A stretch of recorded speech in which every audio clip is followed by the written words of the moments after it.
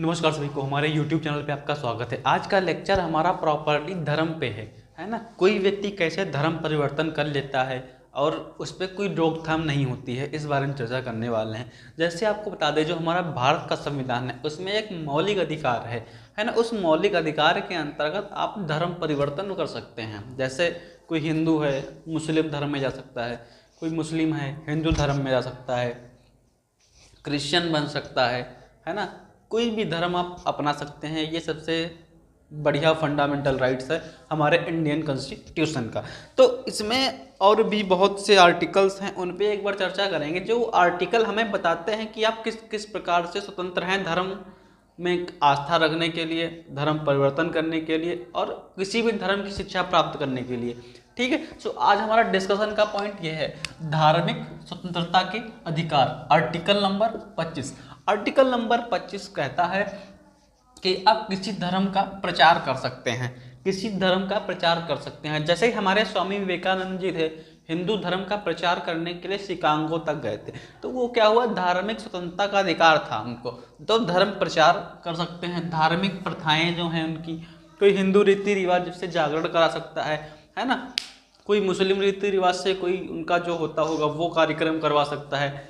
इस प्रकार से हम धर्म में आर्टिकल 25 में सिर्फ यही कहेंगे कि हम धर्म प्रचार कर सकते हैं। ठीक है। ये धार्मिक स्वतंत्रता के अधिकार में धर्म प्रचार की स्वतंत्रता है, कोई भी धर्म का प्रचार कर सकते हैं, ये आर्टिकल 25 कहता है। फिर हम बात कर लेते हैं आर्टिकल 26। आर्टिकल 26 में क्या बोला गया है, धार्मिक कार्यों में प्रबंधन की स्वतंत्रता।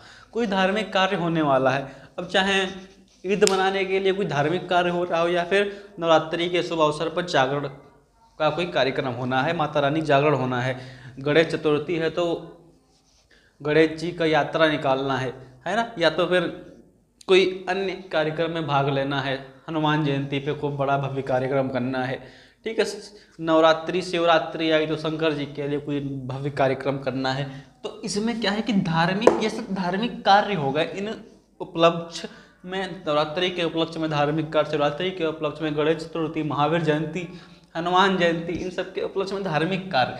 तो यहाँ बोला गया है आर्टिकल 26 में, अगर कोई धार्मिक कार्य हो रहा है तो उसमें आप प्रबंधन की स्वतंत्रता है, आप उसमें जाके अपनी भागीदारी करें, भागीदारी निभा सकते हैं, उसका प्रबंधन कर सकते हैं। और आर्टिकल 26 क्लॉज नंबर 2 में बोला गया धर्म केंद्रित संस्थाओं की स्थापना।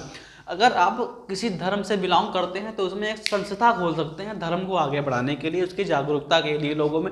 जैसे हमारे हिंदू धर्म में बहुत सी संस्थाएं हैं, विश्व हिंदू परिषद है, हिंदू युवा वाहिनी है, ऐसे ऐसी संस्थाएं आप स्थापित कर सकते हैं। ये आर्टिकल 26(2) क्लॉज में मिला है आपको। ठीक है।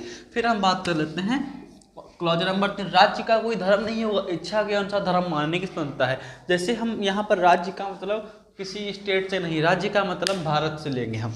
ठीक है। भारत एक स्टेट है और भारत का कोई अपना खुद का धर्म नहीं है, इसीलिए लोग कह रहे हैं कि भारत को हिंदू राष्ट्र बना दो। ठीक है। और हिंदू राष्ट्र बनाने के लिए संविधान में जो प्रस्तावना सम्मिलित की गई है, जिसमें बोला गया है कि पंथ निरपेक्ष, है ना, प्रभुत्व संपन्न समाजवाद, पंथ निरपेक्ष। पंथ निरपेक्ष जो शब्द है ये एक बाधा डालता है कि हमारा जो राष्ट्र होगा वो एक प्रकार से सभी धर्मों का राष्ट्र है, इसमें कोई धर्म सम्मिलित नहीं है। ठीक है। ये बोल दिया गया, पंथ निरपेक्ष हटा दो तो हिंदू राष्ट्र हमारा बन जाएगा। फिर हम बात कर लेते हैं कि राज्य का कोई धर्म नहीं होगा, यहाँ सभी धर्म जो हैं उनको मान सकते हो, स्वतंत्रता प्राप्त है आपको, तो उसमें भी कोई टेंशन नहीं है। फिर हम आर्टिकल 27 में बात कर लेते हैं धर्म प्रचार के लिए करों की स्वतंत्रता। जैसे किसी धर्म का प्रचार करना है, आपको पैसा कहाँ से आएगा, चंदा मांग सकते हो आप, कर वसूल सकते हो, ये सारा स्वतंत्रता आपको प्राप्त है। फिर हम बात कर लेते हैं आर्टिकल नंबर 28 के, राज्य निधि से संचालित।